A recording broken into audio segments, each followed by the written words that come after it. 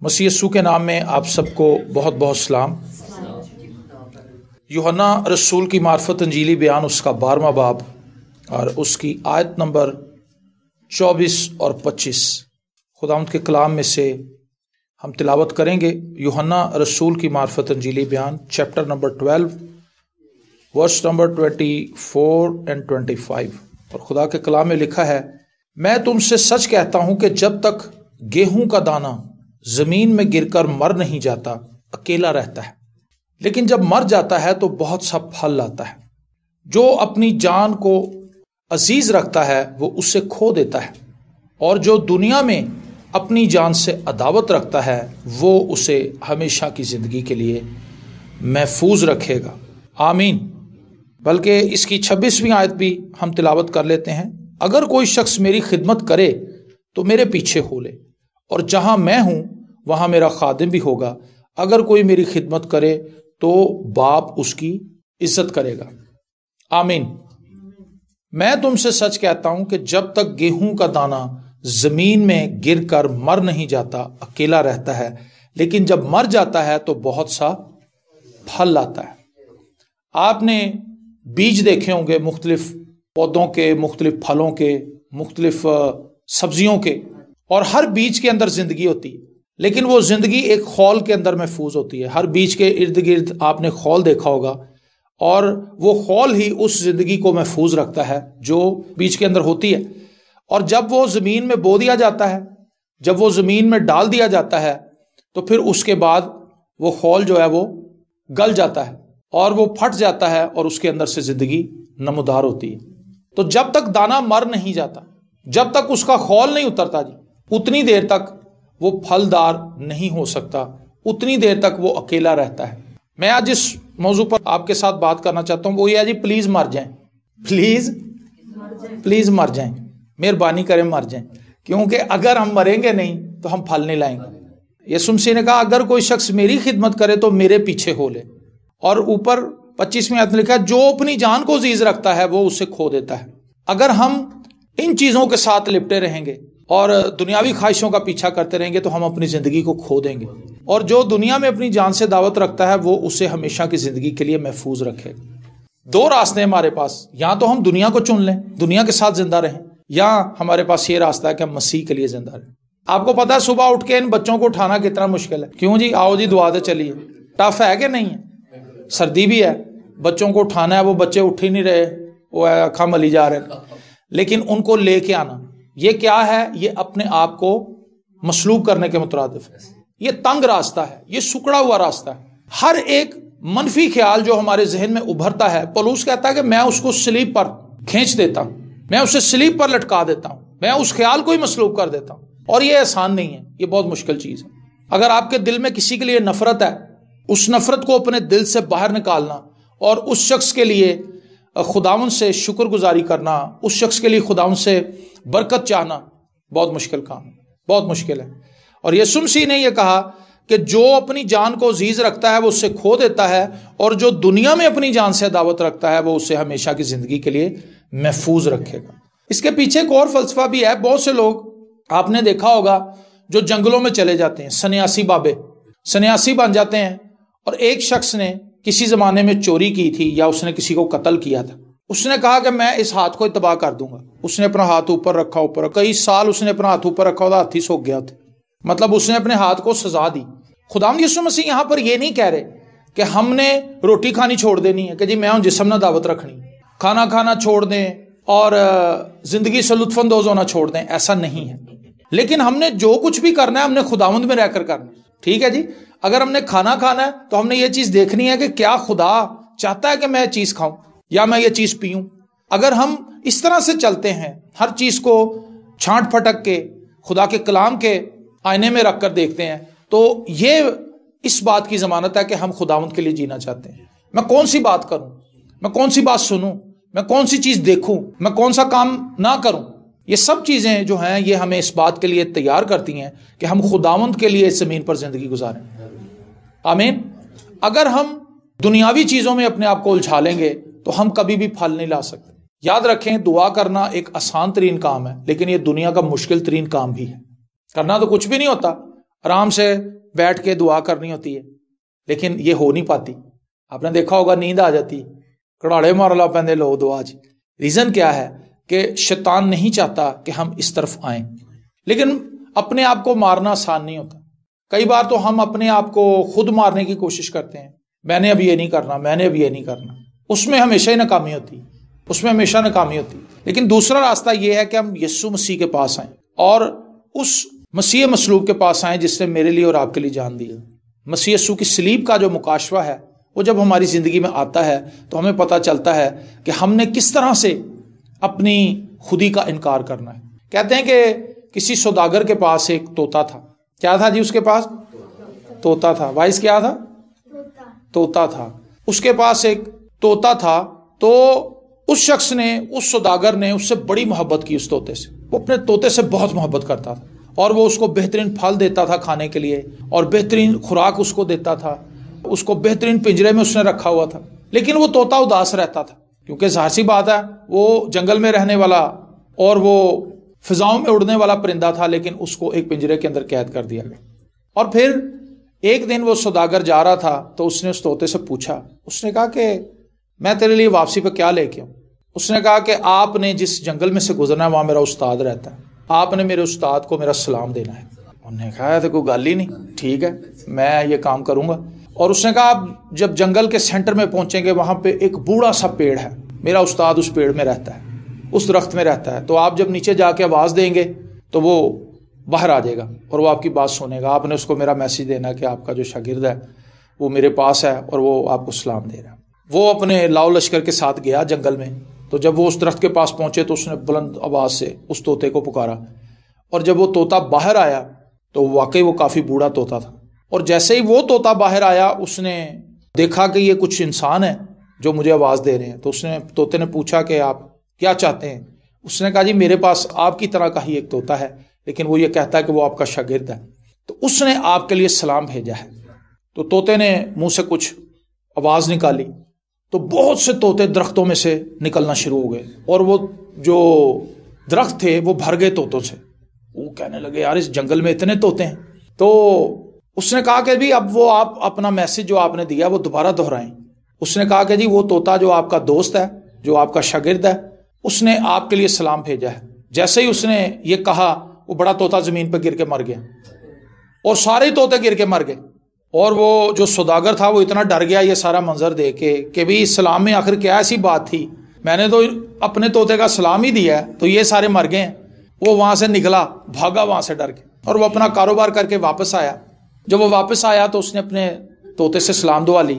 تو اس کا طوطا اس سے پوچھنے لگا کہ میرے مالک جب آپ وہاں پر گئے تھے آپ نے میرے استاد کو سلام دیا تو میرے استاد نے آپ کو کیا جواب دیا؟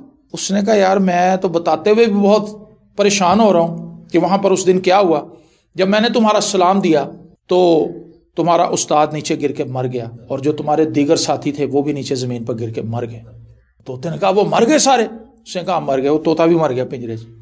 تو وہ سوداگر بھی بڑا پریشان ہوا، وہ رونے لگا اور وہ پریشان ہوا کہ جس طوطے کو میں اتنا عزیز رکھتا تھا وہ میری آنکھوں کے سامنے ہی ایک دم سے مر گیا ہے. اور اس نے دروازہ کھولا، اس طوطے کو باہر نکالا، ہاتھ پہ رکھا اور وہ اس کو دیکھتا رہا کہ یہ مجھے کتنا عزیز تھا. وہ بھی یہ سوچ ہی رہا تھا کہ طوطا اٹھ کے بنیرے تے بہ گیا. تو اس نے اپنے اس مالک کو، اس سوداگر کو بتایا. اس نے کہا سر جی اصل چ میں کوڈ ورڈ بھیجیا سی اپنے استاد نو کہ جی میں پنجرے چ باندھا ہوں کرنا کی. تے استاد میرے نے کہا پتر انج ڈگ جا تے مر جا. اور سب پرندوں نے یہی میسج مجھے دیا. آپ کو تو پتہ نہیں چلا، میں کوڈ ورڈ جی سلام بھیجیا سی، کوڈ ورڈ جی مینوں جواب ملیا اور میں نے اپنے آپ کو مار لیا. اور جب میں نے اپنے آپ کو مارا تو انہیں پنجرے سے باہر نکالا. جب پنجرے سے باہر نکالا تو اب میں آزاد ہوں. اور وہ اڑ کے جنگل میں چلا گیا. مرنے سے پہلے مرنا بہت ضروری. ایک موت تو طوطے کو آنی تھی جو اس کو آنی تھی، جس سے اس نے واقعی مر جانا تھا، لیکن ایک موت اس نے خود اختیار کی. اس موت نے اس کو آزاد کروایا. آمین. ایک موت وہ ہے جو ہمیں آئے گی، لیکن اس سے پہلے ایک موت ہے جس کو ہم نے خود اختیار کرنا. اور اگر ہم اس موت کو خود اختیار کر لیں تو آپ بلیو کریں کہ آپ کثرت کی زندگی کا تجربہ کریں گے. آج ہم جکڑے ہوئے ہیں جسمانی خواہشوں کے اندر. ہمیں رہائی کی ضرورت ہے. نفرت، بغض، حسد، کینہ، جلن، کڑن، نہ معاف کرنا، نہ برداشت کرنا، غصے پہ غلبہ نہ پانا، یہ ساری چیزیں پرانی انسانیت سے جڑی ہوئی ہیں۔ اگر ہم اپنی پرانی انسانیت سے رہائی نہیں پا سکے، ہم کبھی بھی بھرپور زندگی کا تجربہ نہیں کر سکتے، ہم کبھی بھی بھرپور زندگی کا تجربہ نہیں کر سکتے۔ لیکن اگر آپ رہائی پانا چاہتے ہیں، اس پرانی انسانیت سے آزاد ہونا چاہتے ہیں، تو پھر ضروری ہے کہ اس طوطے کی طرح ہم بھی موت کو اختیار کریں۔ ہم یہ فیصلہ کر لیں کہ ہم مسیح کے لیے جئیں گے تاکہ ہم دنیا کے لیے مر جائیں۔ سمجھ آ رہی ہے آپ کو؟ آپ نے مرنا کس کے لیے؟ دنیا کے لیے، دنیا کی خواہشوں کے لیے مرنا ہے، مسیح کے لیے جینا ہے۔ اور پولس یہی کہتا ہے کہ زندہ رہنا میرے لیے مسیح ہے اور مرنا میرے لیے نفع ہے۔ اگر ہم اس زمین پر مرنے کا فیصلہ کر لیں گے، ایسا نہیں ہے کہ ہم کسی ٹرک تھلے آ جائیے جان دے کے بھائی صاحب نے کیا سی مار جو جان دے ٹرک دے کے جمپ لاتی چل میرا بھائی فارغ، یہ میں اس موت کی بات نہیں کر رہا۔ کئی لوگ اپنے آپ کو مار لیتے ہیں، یہ جو ہمارا ریلوے ٹریک ہے، خودکشی کر لیتے ہیں، ٹرین کے نیچے آ جاتے ہیں۔ میرے خیال سے سال میں 1-2 واقعہ یہاں پہ ہو جاتا ہے سر، لوگ مار لیتے ہیں اپنے آپ۔ ریزن کیا ہے کہ دنیا کی خواہشات اس قدر ان کی زندگی کے اندر آ جاتی ہیں۔ کسی لڑکی سے شادی نہیں ہو سکی، چلو جی وہ اتنا دل برداشتہ ہو گیا، انہیں مار لیا اپنے آپ، یا ٹرین تھلے آ گیا، یا زہر کھا لیا، یا اس نے نیند کی گولیاں زیادہ کھا لی، یا شراب اتنی زیادہ پی لی کہ وہ مر گیا۔ میں اس موت کا تذکرہ یہاں پہ نہیں کر رہا، ہمیں ضرورت اس بات کی ہے کہ ہم دنیاوی خواہشات کے لیے اپنے آپ کو مار لیں، اور اس کے لیے ضروری ہے کہ ہم جتنا زیادہ خداوند کے پاس آئیں، جتنا زیادہ وقت خداوند کے ساتھ گزاریں، وہ ہماری پرانی انسانیت کو ہم سے جدا کرتا جائے گا۔ ہماری پرانی انسانیت کو مصلوب ہونا بہت ضروری ہے، اس کو مرنا بہت زیادہ ضروری ہے، اس کو مرنا ضرور ہے۔ اگر وہ نہیں مرے گی پرانی انسانیت، تو وہ کبھی بھی ہمیں روحانی طور پر گرو نہیں کرنے دے گی۔ رومیو کے خط کے اندر پولس رسول تعلیم دیتا ہے کہ جو جسمانی ہے وہ کبھی روح کے مطابق نہیں چل سکتا، اس کے لیے ممکن ہی نہیں ہے، کیونکہ وہ جسمانی بندہ ہے، اس نے بس دعا کا لبادہ اوڑھ رکھا ہے، کبھی کبھار چرچ آنا، آ کے کلام سن لینا، ہیلیلویا کے نعرے مارنا، چلے جانا، بس اس کی اتنی لائف ہے، اس سے آگے کچھ نہیں۔ چرچ میں آ کے وہ خاموشی سے بیٹھا رہتا ہے، چلو جی عبادت ختم ہوئی نکل گیا، کچھ بھی نہیں اس کو حاصل ہوا، کیونکہ وہ ایک دنیاوی شخص ہے، وہ ایک جسمانی آدمی، جسمانی خواہشوں کا پیروکار ہے۔ لیکن وہ شخص جو روح میں چلنے کا خواہش مند ہے، ضرور ہے کہ وہ اس پرانی انسانیت کے خول کو اپنے اوپر سے اتار پھینکے، اور اس خول کو اتارنے کے لیے ایک ماحول درکار ہے۔ بیج جب آپ زمین میں ڈال دیتے ہیں، اس کو زمین میں دفن کر دیتے ہیں، تو ایک وقت میں اس کو نمی ملتی ہے۔ جب اس کو نمی ملتی ہے تو وہ خول گل جاتا ہے، جب وہ خول گل جاتا ہے تو پھر اس کے اندر سے ایک چھوٹا سا پودا نمودار ہوتا ہے۔ بالکل اسی طرح اگر آپ یہ چاہتے ہیں، اگر میں یہ چاہتا ہوں، اگر ہم یہ چاہتے ہیں کہ ہم روح میں گرو کریں، تو پھر ہمیں خداوند کی پریزنس میں رہنا ہوگا۔ جب ہم خداوند کی پریزنس میں رہیں گے، خدا کی حضوری میں رہیں گے، خدا کی حضوری وہ جگہ ہے جہاں پر ہماری پرانی انسانیت ختم ہوتی چلی جاتی ہے۔ یسوع مسیح کے خون کے نیچے جب ہم آ جاتے ہیں اور یسوع مسیح کا خون ہمیں دھونا شروع کرتا ہے، خدا کے کلام کو جب ہم پڑھنا شروع کرتے ہیں، تو خدا کا کلام ہماری اندر کی تاریکیوں کو ہم سے روشناس کرواتا ہے، ہمیں بتاتا ہے کہ ہم کون ہیں اور ہم کس طرف کو جا رہے ہیں۔ ہم نے ہلاکت کے راستے کو چن رکھا ہے، اور پھر ہم توبہ کرتے ہیں، خداوند کے حضور سرنڈر کرتے ہیں، خداوند کے پاس آ کر اقرار کرتے ہیں کہ ہاں خداوند، میری سرشت کے اندر گناہ ہے، مینوں وچ گناہ دے جمیا میری مائی، میری سرشت کے اندر گناہ ہے، میں اچھائی کرنا چاہتی ہوں، میں اچھائی کرنا چاہتا ہوں، لیکن مجھ سے نہیں ہو پاتی، تو میری مدد کر۔ اور جب ہم خداوند کے حضور اپنے آپ کو جھکاتے ہیں، یہ اپنے آپ کو مصلوب کرنے کے مترادف ہے۔ یہ بہت مشکل کام ہے، اپنے آپ کو خدا کے حضور جھکانا، اپنے آپ کو خدا کے حضور پیش کر دینا۔ اور یاد رکھیں خداوند یسوع مسیح نے گتسمنی باغ میں کیا دعا کی تھی؟ میری نہیں بلکہ تیری مرضی پوری ہو سکے تو یہ پیالہ مجھ سے ٹل جائے، لیکن دوسری بات یہ تھی کہ میری مرضی نہیں پوری ہونی چاہیے، تیری مرضی پوری ہونی چاہیے۔ یہ ایک بہت مشکل پریئر لائف ہے۔ خداوند میرے گھرانے میں اپنی زندگی کو ظاہر کر، میرے گھرانے میں اپنی مرضی کو پورا کر، میری نہیں بلکہ تیری مرضی پوری، میرے شوہر کی زندگی میں تیری مرضی پوری ہو، میری بیوی کی زندگی میں تیری مرضی۔ میں آپ کو بتانا چاہتا ہوں، میاں بیوی کے درمیان ایک بہت بڑا جھگڑا یہ ہے کہ بیوی یہ سوچتی ہے میرا بندہ میری طرح نہیں، شوہر یہ سوچتا ہے کہ میری بیوی میری طرح نہیں، جبکہ ان دونوں کو یہ دعا کرنی چاہیے کہ خداوند میرا بندہ پاویں میری طرح نہ ہوئے، میری بیوی بھی پاویں میری طرح نہ ہوئے، وہ تیری طرح ہوئے، آمین، اور سارے معاملے ہی حل ہو جائیں گے۔ لیکن جب بھی وہ محفل میں بیٹھتے ہیں، میرا بندہ نہیں جی میری گل ماندا، ریزن کیا ہے؟ وہ یہ بتاتی لوگوں کو کہ جی میرے بندے کے ساتھ میرا دماغ نہیں ملتا۔ شوہر بھی جب بیٹھتا ہے وہ کہتا جی میری بیوی میری گل سمجھتی نہیں، اس کا مطلب یہ ہے کہ وہ دونوں ایک دوسرے کے متضاد ہیں، ایک گھر میں رہتے ہیں، ایک جگہ پہ رہتے ہیں، لیکن اس کے باوجود بھی وہ الگ الگ راستوں پر رواں دواں ہیں، جبکہ انہیں ایک دوسرے کے لیے دعا کرنی چاہیے کہ خداوند میرا شوہر ویسا بنے جیسا تو اسے بنانا چاہتا ہے، میری بیوی ویسی بنے جیسا تو اسے بنانا چاہتا ہے. پھر کیا ہوگا؟ پھر خدا کی برکت ہماری لائف میں آئے گی. تو کئی بار ہم اپنی دعاؤں میں بھی خدا کے حضور سرنڈر نہیں کر پاتے. ہم خدا کی باتوں کو ایکسیپٹ کرنے، قبول کرنے، ان کو اپنی زندگی کے اندر لینے کے لیے تیار نہیں ہوتے. خدا کی مرضی ہمیں اپنے مخالف نظر آتی ہے، اس لیے ہمیں ڈر لگتا ہے. آپ بائبل مقدس کو پکڑیں، اس کو پڑھنا شروع کریں، پرانے عہد نامے کو، نئے عہد نامے کو، آپ کو خدا کا پلان لوگوں کے پلان سے متضاد نظر آئے گا. خدا نے یونا کو کہاں بھیجا تھا جی؟ نینوا شہر بھیجا تھا، لیکن یونا کدھر کو نکل گیا؟ ترسیس کی طرف چلا گیا. خدا نے جو کلام کیا تھا، خدا نے جو بات کی تھی یونا سے، وہ یونا کے مائنڈ کے بالکل اپوزٹ تھی. اور یونا نے یہ سوچا کہ خدا مجھے جہاں بھیج رہا ہے وہ بڑے ظالم لوگ ہیں، مجھے بھاگ جانا چاہیے. اور اس نے ترسیس کی ٹکٹ خریدی، جہاز ساحل پر گیا، وہاں پر اس نے پیسے دیے، ٹکٹ خریدی، بیٹھ گیا اور سمندری سفر اختیار کیا. اس زمانے میں ہوائی جہاز تو تھے نہیں، یہی ایک بہترین سفر تھا. بیٹھ گیا جہاز میں، لیکن سمندر کے اندر طوفان برپا ہوا. اور اس کہانی سے آپ واقف ہیں کہ بالآخر اس کو سرنڈر کرنا پڑا. اور جب وہ جہاز طوفان کے اندر پھنس گیا، ڈوبنے لگا، اور وہاں پر لوگ توبہ کرنے لگے، چلانے لگے، اپنے دیوتاؤں کو بلانے لگے، تو انہوں نے اس کو بھی اٹھایا کہ بھائی تو بھی اٹھ جا. جب اس کو اٹھایا تو اس نے سارا منظر سمجھ لیا کہ بھئی مینوں جھکنا ہی پینا. اپنے آپ کو مارنے کا مطلب خدا کے حضور جھکنا، خدا کے حضور اپنی شکست کو تسلیم کر لینا. یہی سفر ہے جی ایک مسیحی کا اور ایک جسمانی انسان کا. ساری عمر یہی سلسلہ آپ کے سامنے کھڑا رہے گا. خدا کے حضور شکست کھانے والے لوگ، جملہ سنیں گے، خدا کے حضور شکست کھانے والے لوگ دنیا میں فتح پاتے ہیں، لیکن جو خدا سے شکست نہیں کھاتے وہ جگہ جگہ پہ شکست کھاتے ہیں. سو خدا سے شکست کھانا میری اور آپ کی فتح مندی ہے، کیونکہ خدا آپ کو ایگزالٹ کرے گا، خدا آپ کو سرفراز کرے گا. لیکن سرفرازی کا جو راستہ ہے وہ فروتنی کے ذریعے سے آتا ہے. سرفرازی سے پہلے فروتنی ہے، اور زوال سے پہلے تکبر آتا ہے.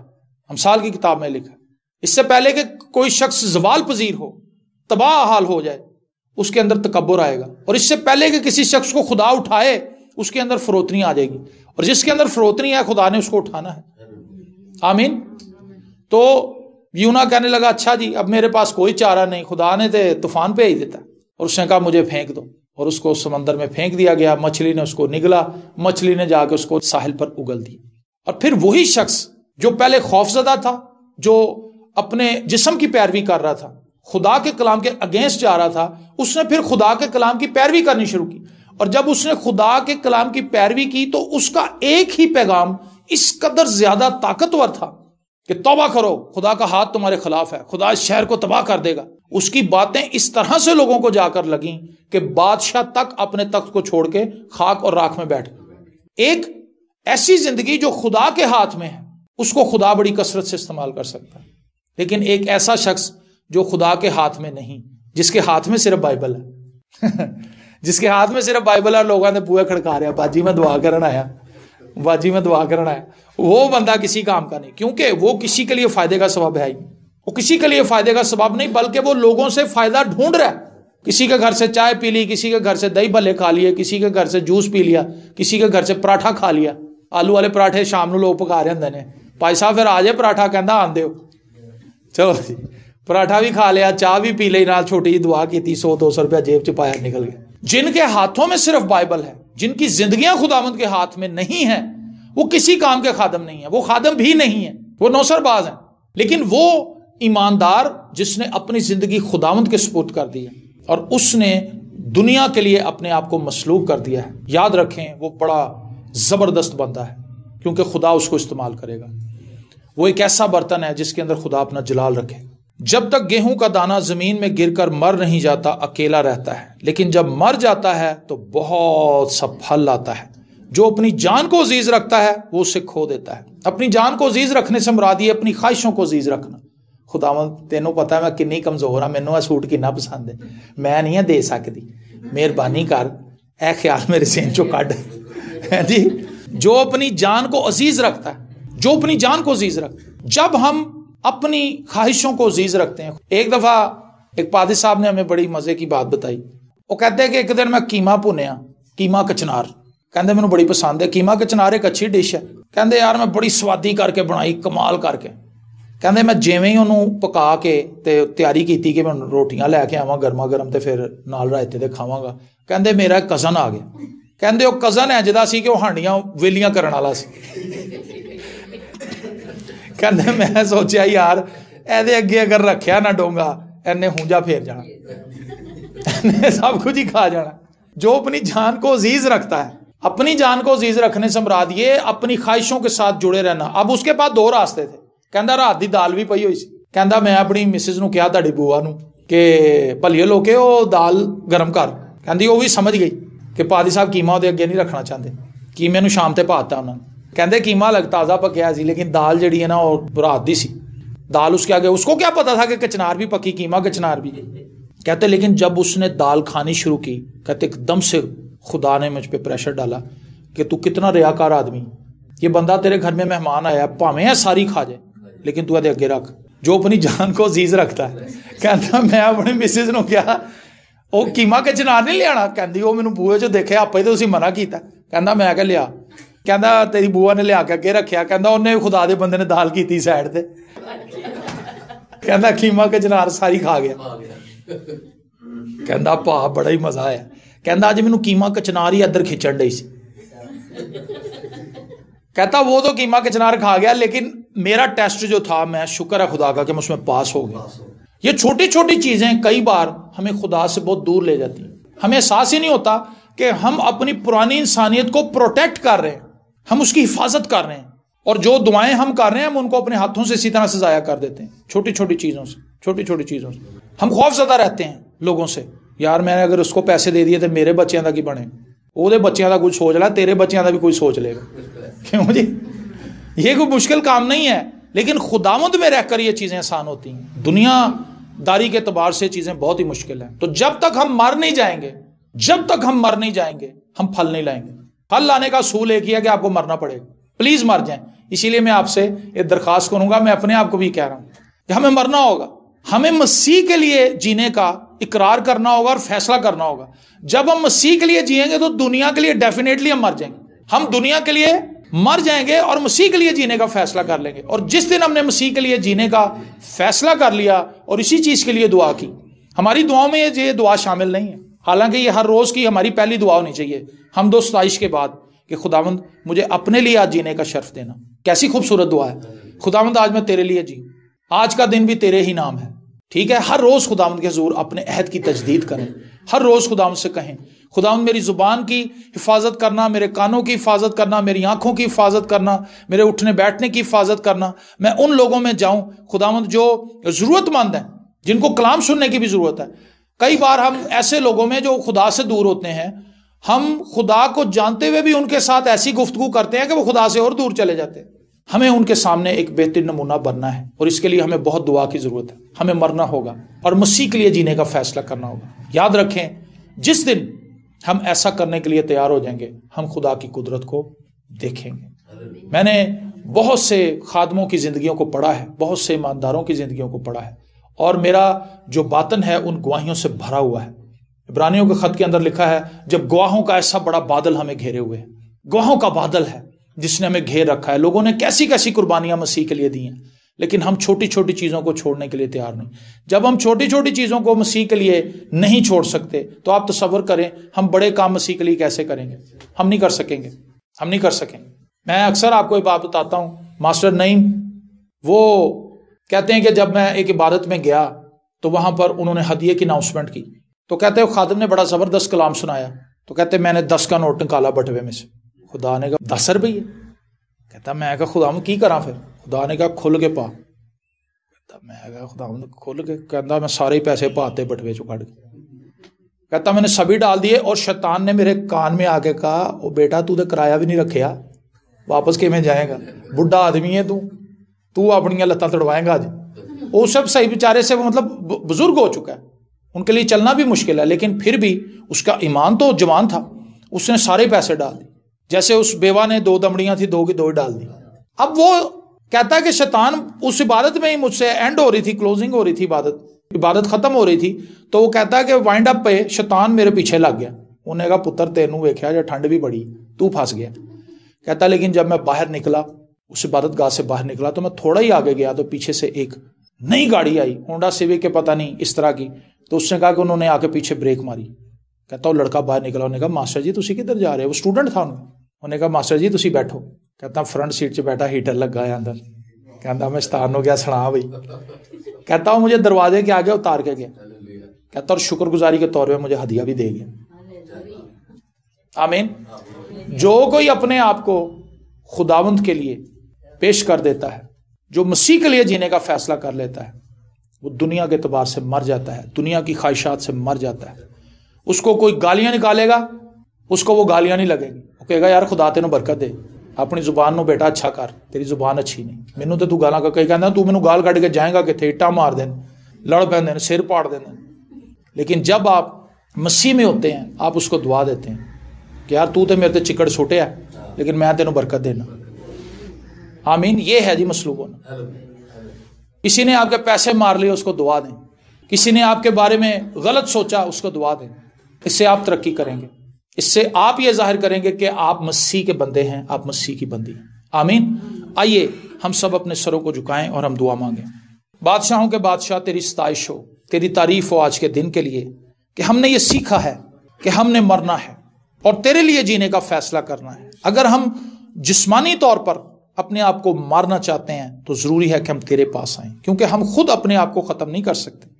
ہماری پرانی انسانیت اتنی مضبوط ہے کہ اس نے ہماری ذات کے اندر اپنے نوکیلے پنجوں کو گاڑ رکھا ہے. لیکن جب ہم تیرے پاس آتے ہیں تو اس کی گرفت کمزور پڑ جاتی ہے، پرانی انسانیت لرزنے لگتی ہے اور وہ مردہ ہو کر گر جاتی ہے.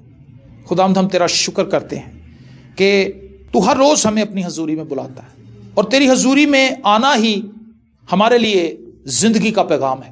کیونکہ جب ہم تیرے پاس آتے ہیں ہم ہر روز اپنے عہد کی تجدید کرتے ہیں. ہم سوچتے ہیں نہیں، میں خداوند کے لیے ہی جیوں گی، میں خداوند کے لیے جیوں گا. اے خداوند تیرا شکر ہو کہ تو ہمیں ہر روز اپنے پاس بلاتا ہے. میں ان بچوں کے لیے شکر گزار ہوں جو سردی کے اس موسم میں اپنے والدین کے ساتھ آتے ہیں. ان والدین کے لیے برکت چاہتے ہیں جو اپنے بچوں کو لے کر آتے ہیں. خداوند ان کو بلیس کر، ان کو برکت دے. اپنی بزرگاں کے لیے شکر گزار ہیں خداوند جو اس قدر سردی کے باوجود، اپنی جسمانی کمزوری کے باوجود خداوند یہاں پر آتی ہیں، وقت پر آتی ہیں تاکہ ہمارے ساتھ مل کر دعا کر سکیں. ان تمام عزیزوں کے لیے شکر گزار ہیں جو یہاں پر آتے ہیں اور ہمارے ساتھ مل کر دعا میں شریک ہوتے ہیں، ہمارے ساتھ مل کر خداوند تیرے کلام پر غور کرتے ہیں. ہم ان کو دل سے دعائے خیر دیتے ہیں. اپنے ان تمام عزیزوں کے لیے بھی برکت چاہتے ہیں جو ان پیغامات کو یوٹیوب کے تھرو سنتے ہیں، واٹس ایپ کے ذریعے ایک دوسرے کے ساتھ شیئر کرتے ہیں، اور خداوند خدا تیری برکت کو ہم ان کے لیے کلیم کرتے ہیں. دعا کرتے ہیں کہ خداوند ان کے گھرانوں پر تیرا فضل ہو، ان کے گھرانوں پر خداوند تیری برکت کثرت سے جاری ہو. جوؤں کو، بندھنوں کو خداوند تو توڑ دے، ہر قسم کی تھوڑ اور کمی کو اپنے لوگوں کی زندگی سے دور کر، اور خداوند ہماری جسمانی اور روحانی ضرورتوں کو خداوند تو اپنے خزانے سے پورا کرتا رہے. ہم تیرے حضور دعا کرتے ہیں، ہم تیرے حضور شکر گزاری کرتے ہیں. اپنا ہاتھ بڑھا اور ہم سب کو چھو کے کثرت کی برکت دے، یسوع کے زندہ، قادر، ابدی اور جلالی نام کے وسیلے سے. آمین.